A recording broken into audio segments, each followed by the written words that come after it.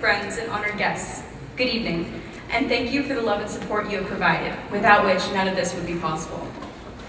In all honesty, words cannot convey what an honor it is to share my thoughts with you all one last time, but I will try nonetheless. When I sought advice from my dad regarding this speech, he said simply, be sincere, be succinct, then sit down and shut up, so I will keep this short for both your sakes and his. Emotions are not my strong suit, as many of you know, but I can say with certainty that standing here is immensely humbling. The sheer amount of potential and character represented in this class dazzles the mind, and I would be remiss not to acknowledge that it extends well beyond my comprehension.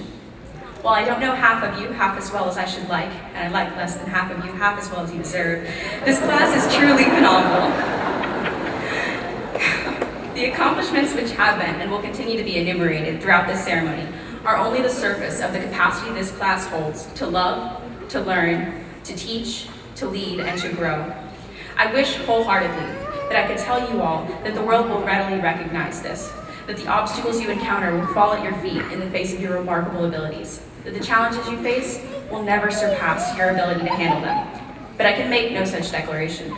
Indeed, to do so would be to do you all a great disservice, because it would not allow me to commend your inspiring habit of looking challenges in the eye, smiling, and proceeding to tear them to shreds, no matter the hardships they present. Unquestionably, the trials we will each face in the coming years will seem insurmountable more often than not. Life and its sharp edges will slice through our hopes and expectations and plans, and the turmoil surrounding us internally, domestically, and internationally will only grow more chaotic. However, I would remind you that the past several years have not been without their own barriers, and yet we have overcome each and every one we have faced thus far, as recounted by the other students who have spoken and will speak tonight. The unity, faith, and compassion each of you has shown in the face of illnesses, death, fear, and confusion stands as a testament to the foundation you have built with each other, with this school, and most importantly, with God. It is my prayer that this solid base would serve not only as a cornerstone on which you will build your future, but also as a springboard from which you can leap to grasp the opportunities and blessings which are surely to come. Our class has always been one of movement and adaptability, and I believe it is our refusal to stand still which accounts for so much of our success.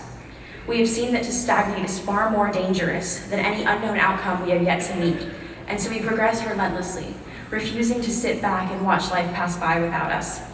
I have seen each and every one of you drive forward in some way over the past 14 years, whether socially, academically, athletically, or spiritually.